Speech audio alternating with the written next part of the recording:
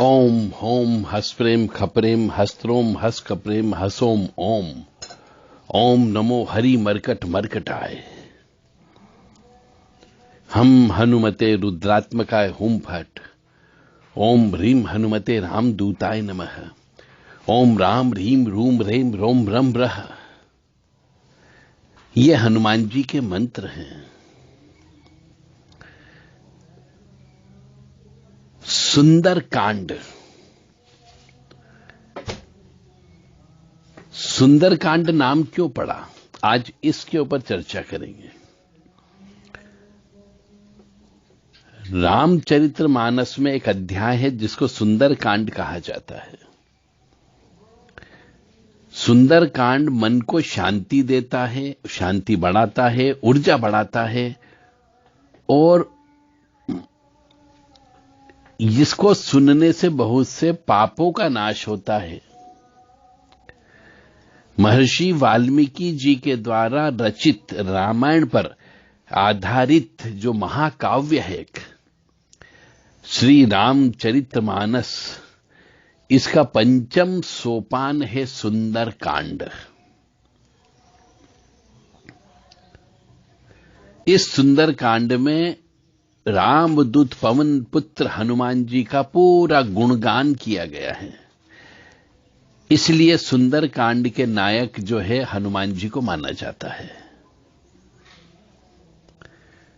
सुंदर कांड का पाठ रोजाना पढ़ने से घर में सुख शांति रहती है, पॉजिटिव एनर्जी आती है।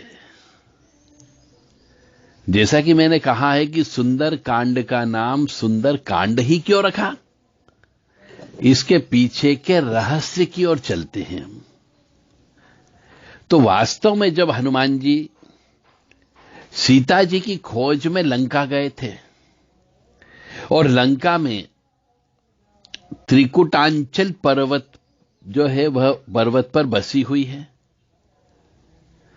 और त्रिकुटांचल पर्वत यानी यहां के 3 पर्वत हैं। पहला है सुबेल पर्वत, जहां मैदान में युद्ध हुआ। दूसरा नील पर्वत, जहां राक्षसों के महल बसे हुए थे। और तीसरा पर्वत का नाम था सुंदर पर्वत, जहां अशोक वाटिका बनी हुई थी। इसी अशोक वाटिका में हनुमान जी और सीता जी की भेंट हुई।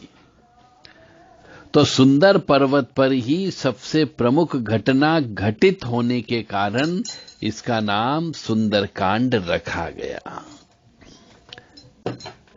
सुंदर पर्वत पर ही अशोक वाटिका थी और इसी अशोक वाटिका में ही हनुमान जी और सीता जी का मिलन हुआ। इसीलिए इस कांड का नाम सुंदरकांड रखा गया। यहां की घटनाओं में हनुमान जी ने एक विशेष शैली भी अपनाई थी। सुंदरकांड की कथा रामचरितमानस से सबसे अलग है। श्री रामचरितमानस जो किताब है उसमें भगवान श्री राम के गुण और पुरुषार्थ को दर्शाती है, परंतु सुंदरकांड एक ऐसा अध्याय है जो श्री राम के भक्त हनुमान जी का विजय का कांड है। धार्मिक ग्रंथों के अनुसार ऐसा कहा गया है कि हर हिंदू सनातनी को सुंदरकांड का पाठ करना चाहिए और सुनना भी चाहिए,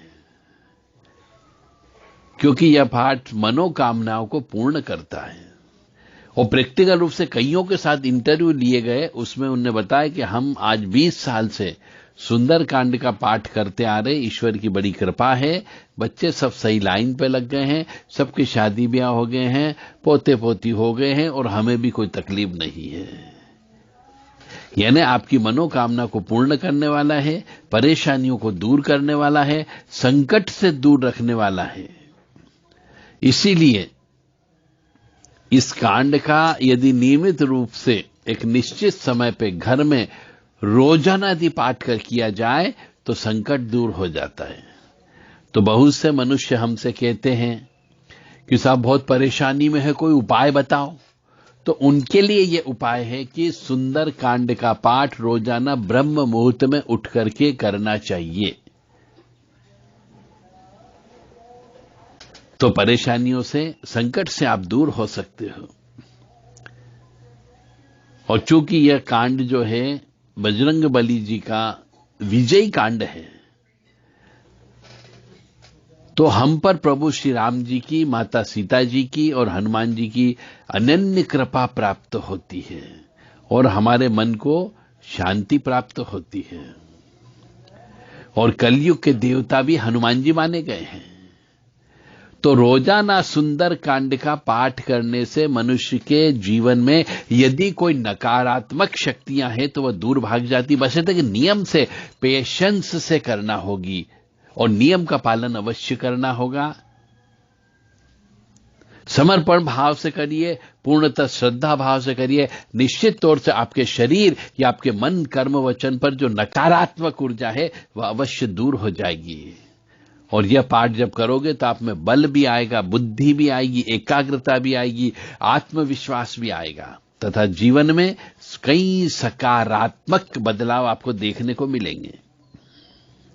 और आपके शरीर में सकारात्मक ऊर्जा का संचार होगा तो आपकी बीमारियां भी दूर हो जाएगी। यदि कोई विद्यार्थी इसका पाठ करता है तो उसकी बुद्धि बढ़ती है, आत्मविश्वास बढ़ता है, परीक्षा में अच्छे नंबर आते हैं, मानसिक क्लेश कम होता है, मानसिक परेशानी कम होती है, बीमारियां, व्याधियां, रोग ये कम होते हैं, ग्रह कलेश कम हो जाता है, ऋण और रोग यानी कर्जों से मुक्ति की समस्या में भी रोजाना सुंदरकांड का पाठ कर सकते हो। तो मनुष्य के जीवन में यही तो करे, पर कष्ट आते हैं। एक तो सबसे पहले आई कि व्याधि हो गई, बीमारी हो गई, ग्रह कलेश बहुत होता है साहब, मानसिक परेशानी होती है, कर्जे में डूब गए हैं। तो इन सब परेशानियों का एक ही हल है, ब्रह्म मुहूर्त में उठ करके घी का दीपक लगा करके रोजाना सुंदर कांड का पाठ आनंदित अवस्था में करें, समर्पण भाव से करें, विश्वास से करें और राम दरबार अवश्य रख लें और घी का दीपक लगाएं। पूरा मुखी होकर के आपको पाठ करना है। महीने में एक बार बैठ करके हवन अवश्य कर लें। तो सुंदर कांड का पाठ करने से और नियमित रूप से करने से ही फायदा मिलेगा। एक दिन, महीने में एक दिन करने से नहीं होगा, 15 दिन में एक दिन करने से भी फायदा नहीं होगा आपको। सुंदर कांड का पाठ क्योंकि हनुमान जी के निमित्त है और हनुमान जी ही संकट से उबारने वाले हैं। तो जो मनुष्य संकट से घिर गया हो, जो व्यक्ति बहुत ज्यादा ऋणी हो गया हो, जिसका दिमाग काम नहीं कर रहा हो, परेशानी में फंस गया हो, ऊपरी बाधा लग गई हो, तो सवेरे 3:30-4 बजे उठ करके स्नान ध्यान करके सुंदर कांड का पाठ सूर्य उदय हो उसके पहले पहले पूरा कर लेना चाहिए। और उसके बाद कपूर से आरती करें हनुमान जी की, श्री रामचंद्र जी की, और श्री रामचंद्र जी को जरूर याद करो। राम राम राम राम राम राम राम राम राम श्री राम राम राम राम राम राम राम राम राम राम राम राम श्री राम राम राम। पाप कट दुख मीट लेत राम नाम, पाप कट दुख मीट लेत राम नाम। भव समुद्र सुखद नाव एक राम नाम, भव समुद्र सुखद नाव एक राम नाम। राम राम राम राम राम राम राम राम राम श्री राम राम राम। परम शांति सुख निदान नित्य राम नाम, परम शांति सुख निदान नित्य राम नाम। निराधार को आधार एक राम नाम।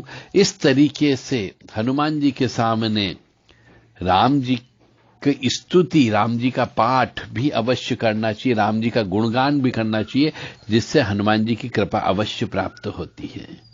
बहुत से मनुष्य यही गलती करते हैं कि हनुमान जी के सामने सिर्फ हनुमान चालीसा का पाठ करके चले आते हैं, बजरंग बाण का पाठ करके चले आते हैं, और एक बार के पाठ करने से कुछ नहीं होता है। कम से कम 5 बार या 11 बार हनुमान चालीसा या बजरंग बाण का पाठ करना चाहिए, और साथ में वहीं पर बैठ करके श्री राम जय जय राम अवश्य जप करना चाहिए। तभी आपको शायद हनुमान जी की कृपा प्राप्त हो जाए। हम हनुमते रुद्रात्मका होम फट ओम होम हस्प्रेम खप्रेम हस्त्रोम हस कप्रेम हसोम ओम ओम होम हस्प्रेम खप्रेम हस्त्रोम हस कप्रेम हसोम ओम ओम होम हस्प्रेम खप्रेम हस्त्रोम हस कप्रेम हसोम ओम।